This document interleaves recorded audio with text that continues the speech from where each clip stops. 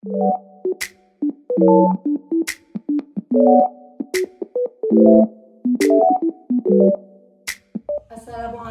warahmatullahi wabarakatuh.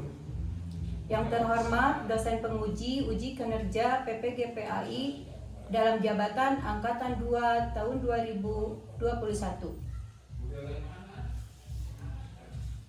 Perkenalkan, nama saya Linjuita Balina. Saya adalah guru PAI dan Budi Pekerti di SMP Plus Al Istiqomah, Kecamatan Samarang, Kabupaten Garut, Jawa Barat. Saya juga mahasiswa PPGPAI dalam jabatan Angkatan kedua tahun 2021 di Universitas Islam Negeri Maulana Malik Ibrahim, Malang. Pada hari ini, tanggal 29 November 2021, saya akan melaksanakan praktek pembelajaran guna untuk memenuhi uji kinerja PPGPAI dalam jabatan Angkatan kedua tahun 2021. Adapun materi yang saya ambil adalah semua bersih hidup jadi nyaman. Kelas 7 SMP bab ketiga semester 1 pada pertemuan ke-1. Untuk lebih jelasnya, berikut video praktek pembelajaran yang saya laksanakan di SMP Plus Al Istiqomah, Samarang, Kabupaten Garut, Provinsi Jawa Barat. Saya mohon masukan dan sarannya untuk meningkatkan proses pembelajaran saya di kemudian hari. Terima kasih. Wassalamualaikum warahmatullahi wabarakatuh.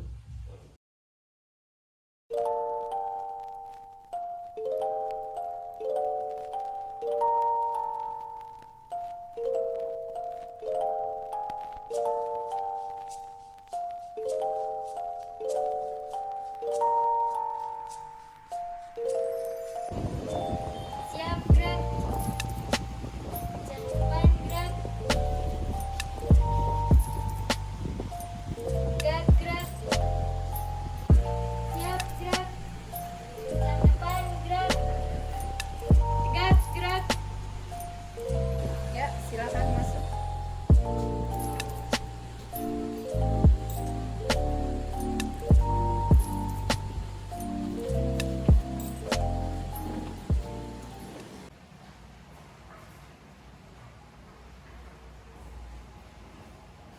Assalamualaikum warahmatullahi wabarakatuh. Waalaikumsalam warahmatullahi wabarakatuh. Apa kabar anak-anakku yang hebat? Alhamdulillah, luar biasa. Allahu Akbar. Alhamdulillah, ya, pada kesempatan hari ini kita bisa belajar bersama lagi dalam mata pelajaran PAI dan Budi Pekerti. Baik, sebelum ke materi, Ibu akan mengajak guru kalian untuk berdoa bersama seperti yang biasa kita lakukan sebelum melakukan proses pembelajaran. Kita melakukan berdoa. Iya, berdoa mulai. Bismillahirrahmanirrahim. Allahumma anfa'na bima 'allamtana wa 'allimna ma yanfa'una warzuqna ilman yanfa'una wa zidna ilma. Alhamdulillahi 'ala kulli halin wa na'udzu billahi min hali ahlin nar. Ya, baik anak-anak, sebelum ke materi, Ibu ingin bertanya dulu kepada kalian, siapa saja yang tidak masuk sekolah? Hadir semua. Hadir semua, alhamdulillah ya. Semoga kita semua selalu dilindungi dan selalu sehat ya. Adapun materi kali ini yang akan kita pelajari adalah tentang semua bersih hidup jadi nyaman. Itu adalah bab 3 ya. Jadi semua bersih hidup jadi nyaman itu berkaitan dengan toharoh. Sebelumnya Ibu akan bertanya dulu kepada kalian, mungkin di antara kalian sudah ada yang mengenal tentang toharoh. Apa sih toharoh itu? bersuci. Bersuci, betul. Siapa lagi? Ada lagi yang tahu tentang toharoh? Ayo. Iya, sudah ada ya. Jadi toharoh itu bersuci, betul. Jadi toharoh itu meliputi ada yang namanya najis dan ada hadas. Iya. Jadi ada najis, ada hadas. Jadi bersuci dari apa? Bersuci dari najis dan hadas. Ya. Kemudian sebelumnya Ibu akan memberitahu ke kalian tujuan pembelajaran hari ini adalah yaitu peserta didik diharapkan terbiasa menerapkan ketentuan-ketentuan syariat Islam. Kemudian peserta didik menjelaskan pengertian toharoh. Yang selanjutnya peserta didik diharapkan dapat menjelaskan pengertian hadas. Selanjutnya peserta didik diharapkan dapat menjelaskan pengertian najis. Kemudian peserta didik diharapkan dapat menyebutkan macam-macam hadas. Selanjutnya peserta didik diharapkan dapat menyebutkan macam-macam najis. Nah, itu tujuan pembelajaran kita pada hari ini. Namun sebelumnya Ibu akan menayangkan dulu satu video yang bisa kalian simak, ya. Baik. Sebelum ke video, Ibu bertanya lagi. Siapa yang tahu arti najis? Ya, Neng. Najis yang menempel di badan, di pakaian, di tempat. Iya, najis adalah kotoran yang menempel di badan, di pakaian atau di tempat. Ya, betul, bolehlah. Kemudian siapa yang tahu macam-macam najis? Ya, Neng. Yang ke satu najis muka lado, yang kedua najis muka kata, yang ketiga najis muka wasito. Iya, bagus. Satu lagi Bu bertanya, siapa yang tahu arti hadas? Ya, siapa? Neng. Hadas besar, hadas kecil. Iya. Oh iya, itu macam-macamnya ya. Jadi ada hadas besar, ada hadas kecil. Kalau artinya ya nanti Ibu jelaskan ya artinya. Ya baik.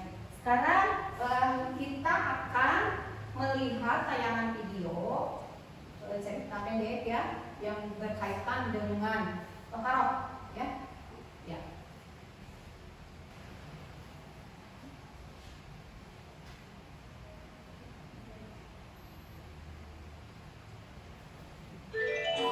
Toharoh atau bersuci.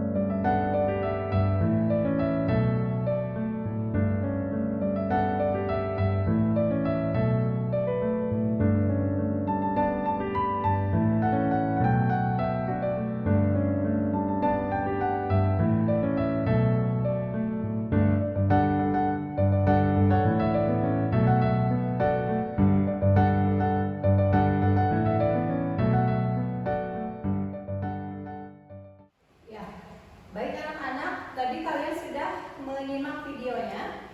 Siapa yang dapat mengutarakan hasil menyimak tadi dari video? Coba siapa? Jadi apa yang kalian dapatkan dari tadi menyimak video? Ya, siapa? Neng yang mana? Neng siapa namanya? Dede? Ya, coba bagaimana pendapat Dede? Silakan. Pengertian najis, Iya, pembagian najis. iya. Terus siapa yang mau menyambung? Ya, ya Neng. Apa lagi? Air yang suci. Iya. Apa lagi? Siapa lagi yang mau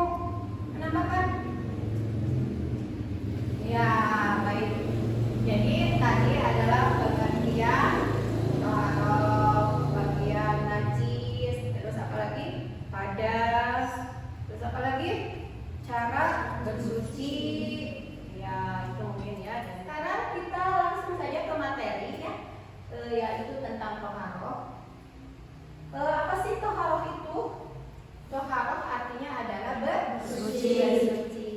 Bersuci dari apa? Dari najis dan hadas.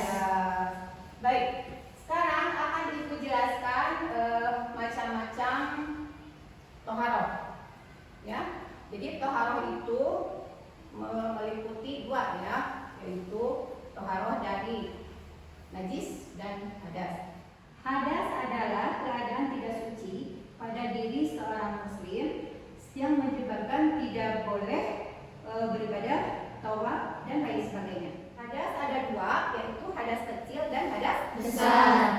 Hadas kecil jika seseorang mengalami atau melakukan hal-hal sebagai berikut. Yang pertama, misalnya keluar kotoran dari kubul dan dubur.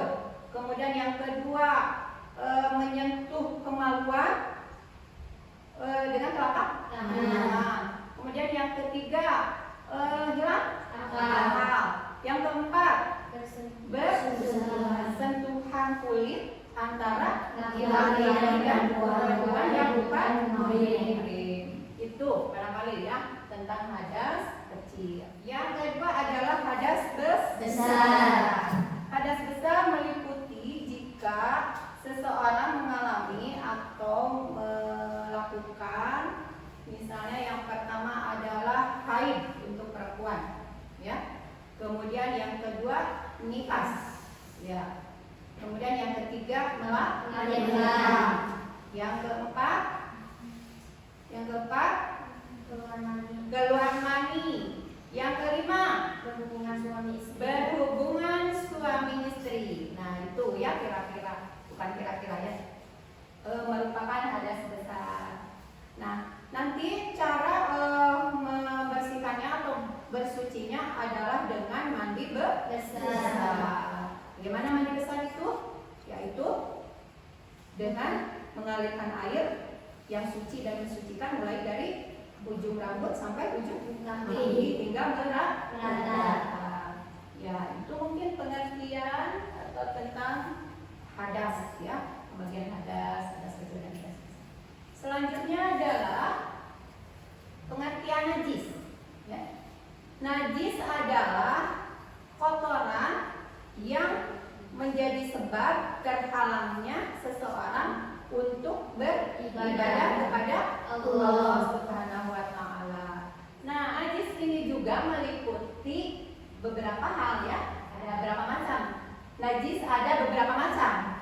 Jadi ada najis mutlak atau najis ringan. Yang kedua najis atau najis sedang, pertengahan atau sedang. Yang ketiga najis mutlak atau najis berat. Nah, sekarang Ibu minta kalian untuk berdiskusi masalah najis tadi ya, yang sudah Ibu sebutkan bahwa najis itu ada 3. Nah, akan Ibu bikin kelompok ya, bikin kelompok. Kelompok yang pertama tentang najis mukhafafah oleh Nurjana. Mana Nurjana? Acuh. Nurjana. Kemudian Siti Ainur. Yang ketiga Zahra. Iya. Nah, itu Nurjana, Siti Ainur dan Zahra di kelompok 1. Ya, lanjut. Itu tadi kelompok 1. Sekarang kelompok 2. Najis mutawasitoh oleh Tenia. Mana Tenia? Iya, Tenia. Dewi, Dede Masiro, ya. Dawi, ya. 4 orang, ya. Kemudian kelompok 3, najis mugorado oleh Kaila. Mana Kaila? Ya. Indri, ya. Hanifah, ya. Nah, yang 3 kelompok itu sekarang posisinya dirubah, ya. Ini kelompok 1, kelompok 2 dan kelompok 3. Kelompok 1 sebelah sini, kelompok 2. Ya, silakan.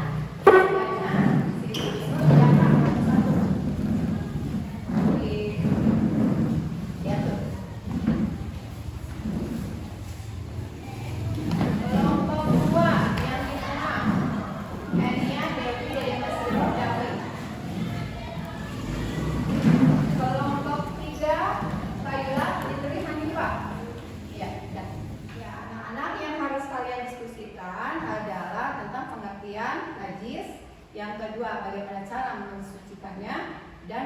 ketiga apa saja contoh-contohnya. Itu yang harus kalian diskusikan, ya. Ya, Ibu kasih waktu 15 menit untuk berdiskusi. Kemudian di antara kalian nanti ada yang presentasinya, kemudian boleh tanya jawab juga, ya. Ya, silakan. Ya, silakan.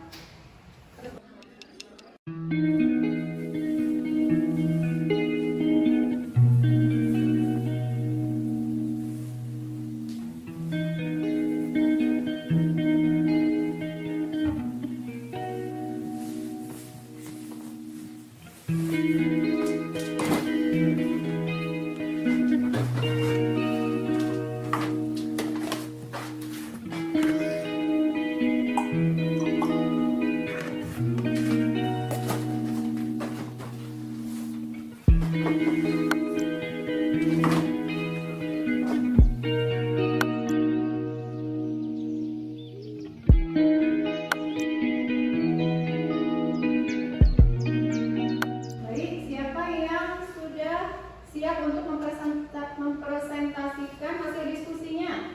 Kelompok siapa? Kelompok 2, ya. Siapa namanya? Ya. Silakan. Assalamualaikum warahmatullahi wabarakatuh. Waalaikumsalam warahmatullahi wabarakatuh. Nama saya Dewi.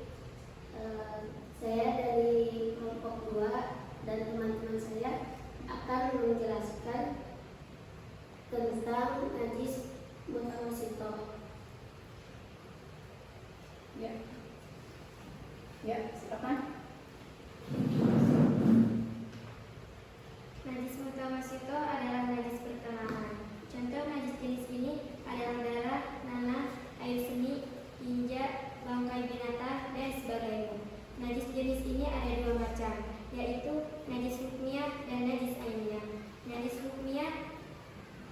Najis hukmiyah diyakini adanya tetapi tidak nyata wujudnya, baunya dan rasanya. Cara menyucikannya adalah cukup dengan mengalirkan air pada benda yang terkena najis, sedangkan najis ainiyah adalah najis yang tampak wujudnya dan bisa diketahui melalui bau maupun rasanya. Ya. Cara menyucikannya adalah dengan menghilangkan zat, rasa, warna, dan baunya dengan menggunakan air yang suci. Iya. Terus? Sekian prestasi dari kelompok 2. Ada yang mau ditanyakan? Ya, silakan dari kelompok 1 dan 3 ada yang mau ditanyakan? Ya. Kelompok 1 dan 3. Ya, siapa namanya? Sok, perkenalan dulu.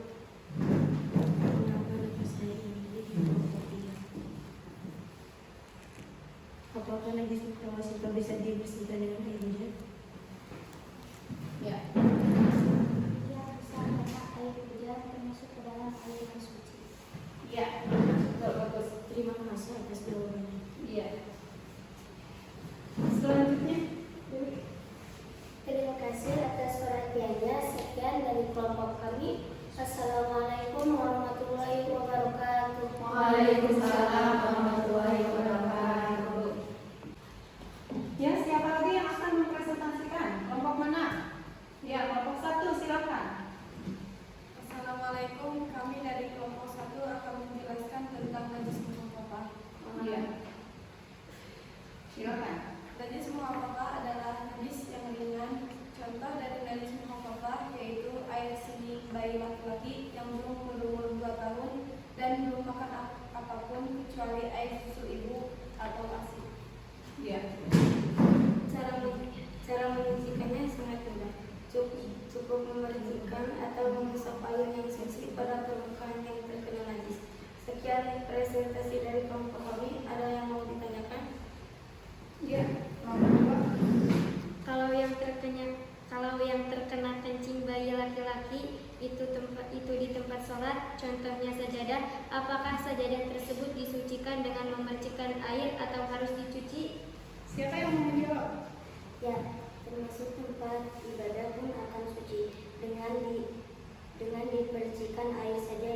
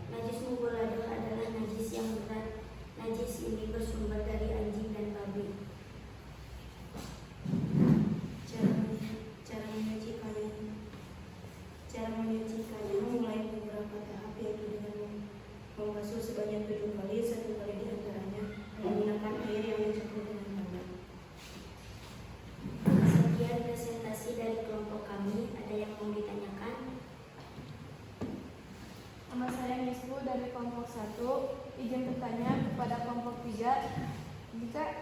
Jika dokter hewan misalnya ada yang memeriksa anjing, apakah terkena hukum najis mughaladzah juga? Atas pertanyaan.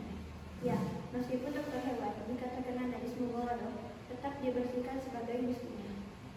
Sekian dari kelompok kami. Wassalamualaikum warahmatullahi wabarakatuh. Waalaikumsalam warahmatullahi wabarakatuh. Ya, baik anak-anak, kalian tadi telah mempresentasikan diskusi kalian. Sekarang mari kita bahas bersama-sama tentang bersuci ya. Bersuci itu meliputi dua ya, yaitu dari najis dan hadas. Macam-macam najis. Najis ada berapa macam tadi? 3 macam. Yang pertama najis mukhafaf. Apa artinya najis? Ringan. Contohnya air terjiwai laki-laki yang belum makan. yang belum memakan apa-apa kecuali air susu ibunya. Bagaimana cara membersihkannya? Cukup dengan memandikan air ke tempat terkena najis tentunya. Dengan air apa? Air suci yang mensucikan. Kemudian yang kedua najis mutawasito, artinya najis pertengahan. Contohnya najis darah, nanah, air seni, tinja, kotoran binatang, kotoran manusia, terus apa satu lagi? Bangkai binatang, kecuali bangkai binatang, kecuali manusia, apalagi bangkai ikan dan bangkai belalang. Ada satu lagi, apa lagi? Minuman keras. Ya itu. Bagaimana cara membersihkannya? Cukup dengan mengalirkan air pada benda yang terkena najis. Iya, cukup dengan mengalirkan air yang suci dan mensucikan kepada tempat yang terkena najis. Najis. Apa tadi? Mutawasito ya? Ada dua. Apa saja najis? Ainiyah dan humiyah. Ainiyah artinya najis ya Yang tanpa wujudnya dan bisa diketahui melalui bau maupun rasanya. Iya, najis yang tampak wujudnya dan bisa diketahui melalui bau dan rasanya. Kemudian najis hukmiyah adalah najis yang tidak nyata, tidak tampak wujudnya, ya. Kemudian lanjut ya, najis mughaladzah. Najis mughaladzah adalah najis berat. Contohnya bersumber dari apa najis mughaladzah? Dari anjing dan babi. Bagaimana cara membersihkannya? Dengan mencuci sebanyak 7 kali dengan menggunakan air yang suci dan mensucikan, dan salah satunya dicampur dengan tanah yang suci tentunya. Itu najis. Kemudian hadas, langsung ya ke hadas. Hadas adalah, saya yang tahu hadas. Tadi sudah ibu jelaskan, hadas adalah keadaan tidak suci pada diri seseorang sehingga yang menyebabkan tidak boleh melakukan sholat dan tidak boleh melakukan tawaf dan lain sebagainya. Itu hadas. Jadi hadas itu apa saja? Hadas ada dua. Ada hadas kecil dan hadas besar. Apa saja yang termasuk hadas kecil? Keluarnya kotoran atau sesuatu dari kubur dan dubur. Kemudian yang kedua, hilang akal,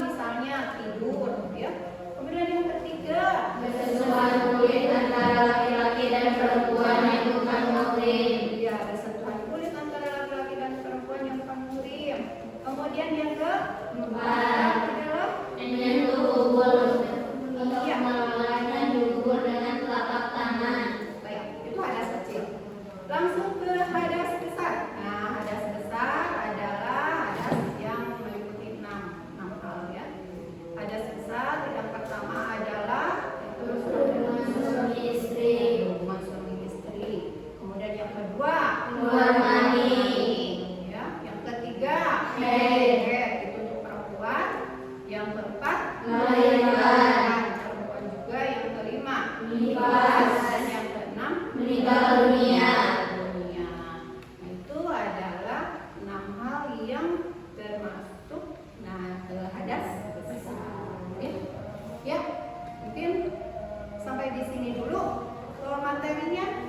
Cuma sebelumnya kita simpulkan bersama-sama materi yang telah kita pelajari tadi. Sebagai umat Islam, kita harus selalu menjaga kebersihan dengan cara berwudu atau mandi ya. Seandainya kita terkena najis atau hadas. Nah, karena di dalam Islam berwudu atau mandi besar itu adalah suatu sarana untuk beribadah kepada Allah. Kita tidak akan bisa beribadah kepada Allah ya tanpa badan kita suci ya. Misalnya dengan mandi atau dengan wudu. Kalau misalnya kita terkena najis, kita tidak berwudu, tidak dibersihkan dulu najisnya, kita tidak bisa beribadah kepada Allah. Ya, itu mungkin kesimpulan yang telah kita pelajari tadi. Nah, selanjutnya untuk sebelum kita pulang, Ibu ingin memberikan pertanyaan dulu kepada kalian, ya. Dan ini harus kalian jawab. Ya, siapa saja yang bisa menjawab. Nah, misalnya, seandainya nih, Ibu atau siapa Amir ya, misalnya Amir. Amir itu bajunya itu terkena kotoran burung misalnya. Nah, terkena kotoran burung. Terus pas Amir niatnya mau membersihkan pakaian yang terkena kotoran itu dengan di situ Amir melihat air kelapa misalnya ya, melihat air kelapa 1 ember. Nah, dan oleh Amir dimanfaatkan air kelapa itu untuk membersihkan kotoran tadi. Nah, bagaimana menurut pendapat kalian? Apakah itu boleh atau tidak? Tidak boleh. Kenapa? Karena air kelapa bukan sesuatu air yang bisa mensucikan. Iya, karena air kelapa bukan air suci yang mensucikan. Iya, air kelapa itu suci, tapi tidak mensucikan, jadi tidak bisa dibersihkan, tidak bisa untuk membersihkan kotoran ya. Nah itu, ya mungkin sampai di sini dulu. Insya Allah minggu depan kita akan bertemu lagi belajar dengan materi yang bagian kedua adalah tentang masih toharoh ya, tapi tentang wudu dan tayamum. Nah itu mungkin minggu depan. Mudah-mudahan pelajaran kita pada hari ini bisa bermanfaat, terus bisa berkah juga, dan bisa ya kita bisa ambil manfaatnya dari belajar toharoh ini ya. Ya mungkin sampai di sini dulu pembelajaran kita. Untuk selanjutnya Ibu mau ngasih tugas ke kalian, yaitu